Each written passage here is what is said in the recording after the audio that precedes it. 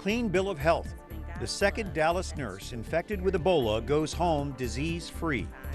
Soldiers fare well. The young Canadian military guard gunned down in Ottawa is laid to rest. We have a long way to go. An American Cardinal maps out a year-long discussion on the church and family. And Saintly Sanctuary. Wyatt Goolsby takes us to a cafe inspired by St. John Paul II. Those stories and more on EWTN News Nightly for Tuesday, October 28, 2014.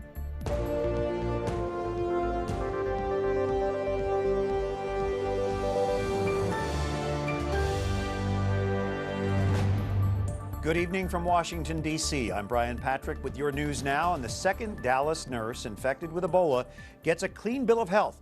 Jason Calvi has her story tonight. 29-year-old Amber Vinson is virus-free. She leaves Emory University Hospital in Atlanta. I'm so grateful to be well. And first and foremost, I want to thank God.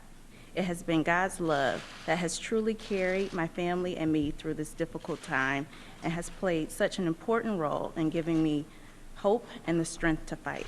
The nurse cared for Thomas Eric Duncan, the Liberian man who died of Ebola in Dallas. Her co-worker Nina Pham was also healed of the deadly disease and was released on Friday. Another nurse, Casey Hickox, is no longer living in this tent in New Jersey. Over the weekend, she was quarantined after Newark airport screenings showed she had a slightly high temperature. She just returned from treating Ebola patients in Africa.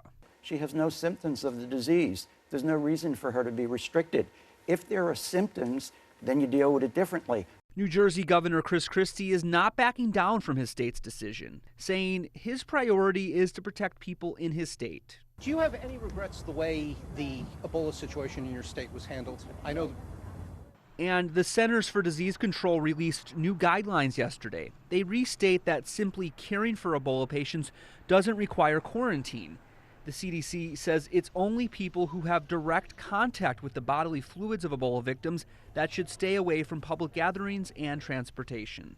It really does a science-based matching of risk with the kind of monitoring and the kind of restriction.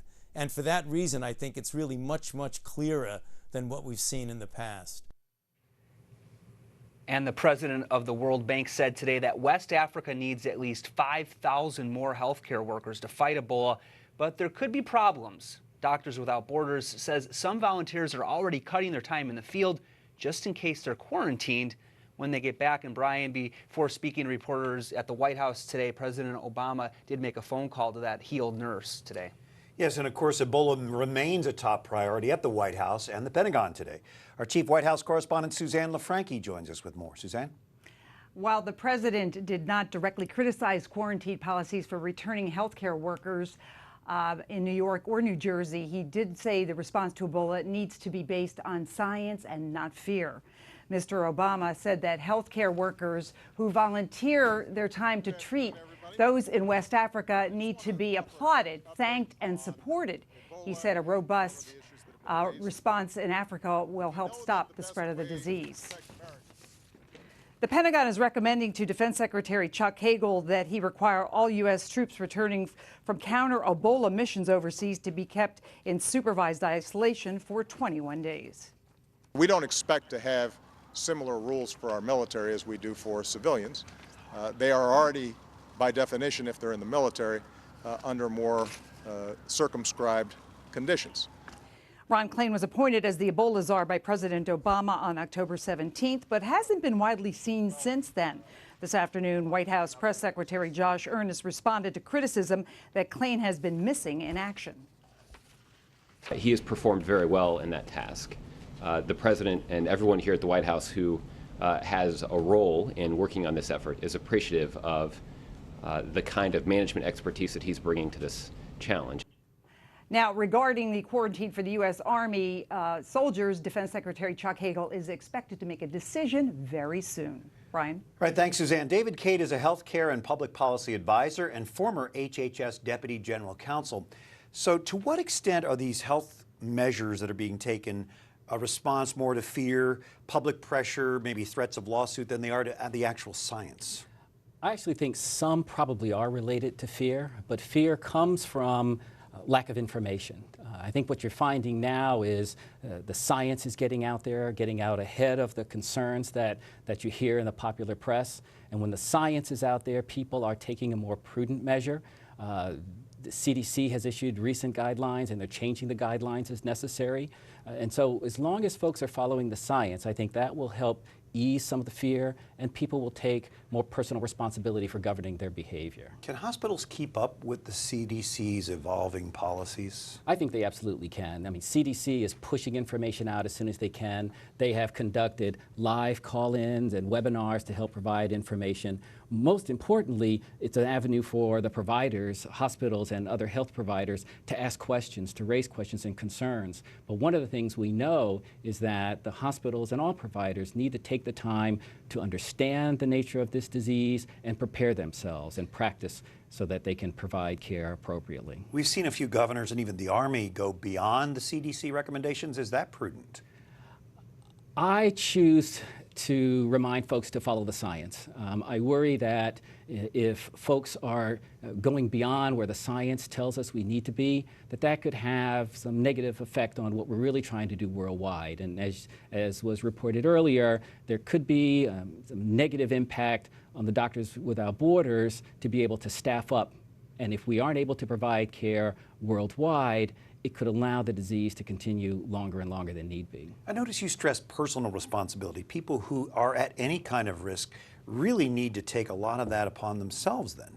Absolutely, and I say that because we are in the midst of flu season, cold and flu season, and when we were dealing with SARS and other flu pandemics, we spent a lot of time educating the public about what they can do. And I think the personal responsibility is important. If you're sick, you shouldn't go to work. You should monitor your health care and manage yourself appropriately. That is important, and that will go a long way towards mitigating the risk that we have here. But how can personal liberty be balanced with public health when you look at the, the nurse who was quarantined in New Jersey, very upset about that? How can we balance? Those are two very important things to Americans. They are right, Brian. That's a very good question. And I think the phrase you use is key, balance. It has to be balanced. And there's a tough line to manage between protecting the public and individual responsibility. I'm glad to hear in the case of the nurse in New Jersey that she was symptom-free and that she was ultimately released. And I think that was the best outcome. Absolutely. David Cade, you've really shed a lot of light on this for us. Thank you so much. Thank you very much, Brian. Appreciate it.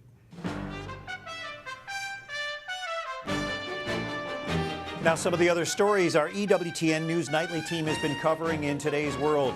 Canadians pay their last respects to an unarmed soldier gunned down in Ottawa in what leaders there are calling a terrorist attack. Thousands lined the streets to pay respects to Corporal Nathan Cirillo. Members of his regiment carried his coffin in the church as bagpipes played. Prime Minister Stephen Harper was one of the many dignitaries bidding farewell to the 24-year-old soldier. We're gathered here today to give thanks for the life of Corporal Nathan Cirillo, struck down last week in the service of his country. His country, our Canada. Corporal Cirillo was standing guard at the National War Memorial in Ottawa last Wednesday when a gunman shot and killed him. The attacker then rushed into the Parliament building, where he was shot to death by Parliament's Sergeant-at-Arms. Toronto voters have elected a more low-key mayor after years of headlines-grabbing Rob Ford. Conservative John Tory takes the oath of office in early December as mayor of Canada's largest city. He won yesterday's election with 40% of the vote over Doug Ford, the embattled mayor's brother, who took 33% of the vote. Rob Ford, who has cancer now, asked his brother to run for him. Mayor Ford made international headlines for issues involving drug and alcohol abuse. A friend of the Boston Marathon bombing suspect has convicted of lying during the investigation into the 2013 attack at the Boston Marathon. Prosecutors say Rebel Philippos lied about being in suspect's Johar Zanarev's dorm room, while two other friends removed potential evidence. This happened just days after the bombing, while the massive search for the suspects was underway. Lawyers for Philippos claimed he was a frightened, confused 19-year-old who was high on marijuana and intimidated by FBI agents. Italy's president testifies in a mafia trial for the first time.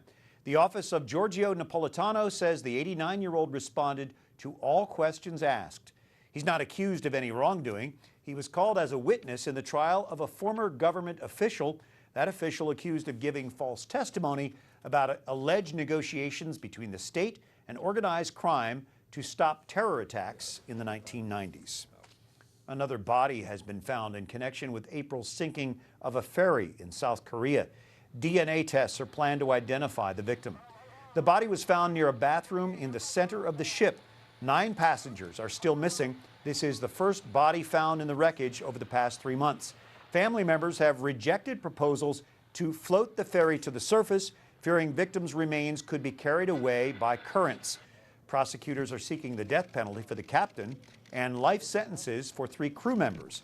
Today's discovery raises the official death toll to 295.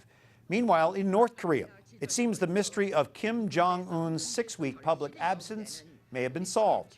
South Korea's spy agency says the North Korean leader had surgery to remove a cyst on his ankle. Kim finally reappeared in public October 14th. He looked slightly thinner, used a cane, but was smiling. Some intelligence speculates that Kim's condition, identified as tarsal tunnel syndrome, may return due to his weight, his smoking, and his busy public schedule. Coming up, the Synod is just the beginning. Cardinal Donald Wuerl looks ahead to a year of discussion on family issues. And we take you to a cozy cafe inspired by St. John Paul the Great.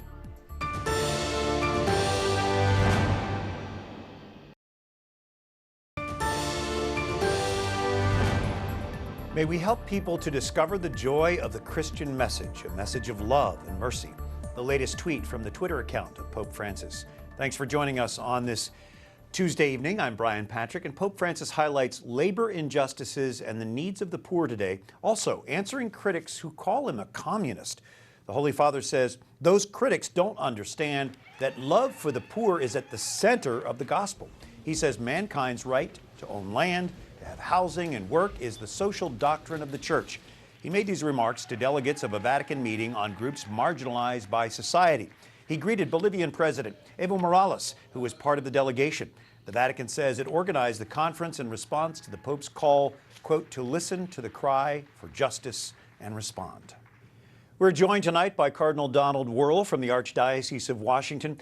Your Eminence, you know Pope Francis probably better than most. You just spent a couple of weeks with him and other church leaders at the Synod on the Family. In fact, you were on the team drafting the final report. So after the controversy over language in the midterm report, how did you and the others agree on the final language? Well, I think the goal in writing the final report was to see that we presented a consensus of what was said, what was heard, in a way that it reflected to someone who is now going to be asked to vote on that. It reflected what was actually said and what was part of all those reports that came out of the small circle as well as the large gathering. So the task was basically present what was said, present what was heard, but do it in a way that the language is reflective of everything in a way that most of the bishops there could say, yes, this is even the way I heard it. It was a challenge, but it was primarily a task of just being faithful to the conversation. Do you think that the media coverage of the Synod was accurate, or did it give the wrong idea of what was actually going on? Well, I think there were several challenges that we all faced. Going into the Synod, I think there was a lot of expectation on what's going to transpire, what's going to be said, what's going to happen. Then came that first week of discussions, all of the bishops speaking from prepared text and speaking spontaneously. And out of that came the interim report. And I think there were varying views on just how reflective the interim report was on everything that was said. The result was there was a lot of focus, media focus, on aspects of it. But when we went into the second week of the Synod, this is when we broke down into the language groups, in a way that report became a sounding board for accuracy to say, well, what we really want to say, what we're really trying to say, what really is the work of this synod is. And out of that came the material that I think serves us very well. The final report was a big step forward over the interim report. But that's the nature of a process. Our Holy Father has invited us into a process. He began by saying, speak clearly, speak freely, speak openly, listen with humility, and out of this, we should be able to hear the voice of the Spirit. We have a long way to go. Right now, everything that was in that final report, as it was voted upon by the members of the Synod, the Holy Father has made public and announced this is now going to be the working paper, this is going to be the frame of reference for all of the consultations and prayerful discussions and deliberations of churches around the world as we move to the next level, which will be the 2015 Synod. You characterize it perfectly. This is just the beginning of what the Holy Father has called a process of discernment, listening, hearing the great tradition of the Church, and then speaking about how do we make that come alive in the lives of people who, some of whom are distant from the Church and her teaching. And it should be a very interesting year, and we look forward to following it along with you and our other church leaders. Your Eminence, Cardinal Donald Wuerl, thanks for joining us tonight. You're very welcome. God bless you. And some lay Catholics in Virginia are starting a new business, hoping to connect faith with everyday life. Tonight, Wyatt Goolsby takes us to a coffee shop inspired by St. John Paul II. Inside this late 18th century house at the corner of Church and Market Streets in Leesburg, you'll find something unique. A cozy coffee shop serving up a few teaspoons of Catholic culture. At the Trinity House Cafe, you'll find Christian references on everything, from the menu to the decor. Ever Johnson, who runs the cafe, says the newly opened Trinity House is part of the nonprofit John Paul II Fellowship, which promotes the saint's message of bringing Catholic values to the wider public. Everything that he talked about as part of the new evangelization in the new springtime is coming together here. In addition to serving up breakfast, lunch, and dinner, the Trinity House Cafe also hosts a number of church programs and volunteer events. One of the most visually interesting happens here on the second floor on Saturdays, where artists hold a class for traditional icon painting. For organizers and volunteers, the cafe is not meant to impose religion on anyone, but to create dialogue, especially with other Christian groups. It's like being at home. You come here, you visit, get a cup of coffee or tea, and you can sit down and have a conversation, stay as long as you want. For fans of John Paul II, the idea of reaching out to people is a living reminder of his legacy. What I often say is the new evangelization is about hearts lighting other hearts on fire with love for our Lord. As our hearts burn with fire for our Lord and we meet people, that fire, people will want what we have and the faith that we are and that we live. A renewal of the heart that may leave visitors with a little taste of heaven. In Leesburg, Wyatt Goolsby, EWTN News Nightly. Up next, with just 1 week before midterm elections, America's political leaders hit the campaign trail.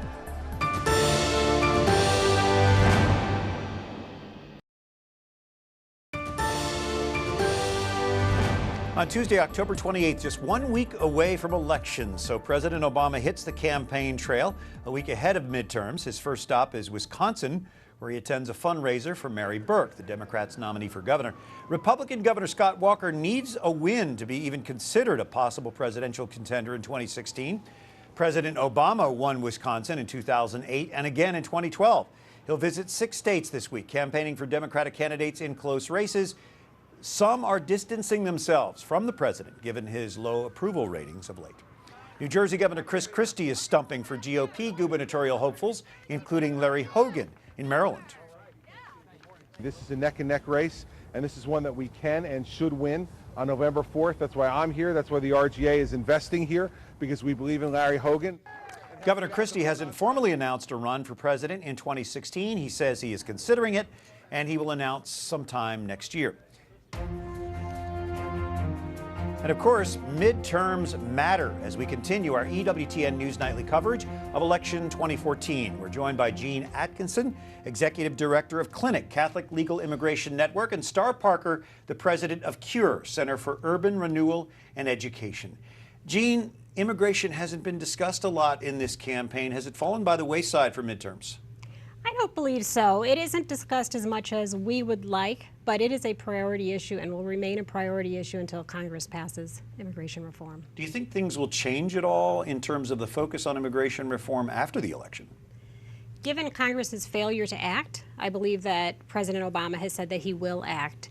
Now, that is a short-term solution, and we are eager to hear what President Obama will offer as far as executive action. We still need Congress to act when they return. Star, this has been perceived as a Democratic issue. I know the Catholic bishops have gotten behind immigration reform and speak very strongly about it. How has the Republican Party allowed this to be seen as a Democratic issue? Because when you're talking about the individuals that are in this morass, if you will, where they don't know what their status will be in the future, that more leans to the emotion, so Democrats are there. Republicans are saying, let's secure the border first. Let's look at our economy first. Let's make sure that the American people are secure before we get into any type of comprehensive immigration reform. John Boehner said that the reason that the Congress didn't take up the issue was because they couldn't trust the president to do the right thing for the American people, for the American economy, and for American security. Do you think the approach might change after the election? I think that the approach will change after the election because we can't go on the way that we are. This is a big deal. People want to come here because we're a country of freedom. We're a great country. We're a great country. We're a country of opportunity. People want to come here. What we have to do is make sure that our immigration policies are in line with the 21st century, that people come in an organized fashion, but that we welcome immigrants. And we are a country of immigrants. Most of us came from someplace else, or our ancestors have. We'll talk a little bit more about control of the Senate in a second. I just wonder, though, do you think, Jeanne, that Catholics specifically need to pay closer attention to the immigration issue when they go to the polls? Absolutely. You mentioned the bishops. The United States bishops have considered immigration a priority. If you look at how they urge people in voting, it is one of the issues that they suggest people consider. Throughout our history as Catholics in the United States, we've been welcoming immigrants. And of course, go back to the Bible where it calls for us to welcome the stranger, not oppress the alien because we were the alien. I think we have a proud history. We are a church of immigrants and a nation of immigrants. All right, Star, I can't let you go without asking, what do you think it's going to take for the Republican Party to take control of the Senate? What do you see as the key race or races? Well, they only need 3 if the ones that they're projecting align themselves with the messaging of limited role of government, reducing the size and scope of government. So it's difficult to say because when you think about the Democrats and their desperation right now, they are aggressively playing race, trying to get the base, the black communities out to the polls in some of these battleground states like North Carolina, Louisiana, Arkansas, and even Georgia. The challenge is, going back to the issue you just mentioned with immigration and balancing out our priorities, when you think about the party of the left and Democrats on issues like homosexual marriage and especially abortion, looking at the abortion numbers in the black community and making Catholics uncomfortable, it's a big problem. I think this election is going to be very telling for the moral state of our country. All right. Thank you to Star and to Jeanne. We appreciate you both being with us, and we appreciate you watching us tonight. We'll be here again tomorrow evening. Until then, for all of us at EWTN News Nightly, I'm Brian Patrick. Good night, and God bless you.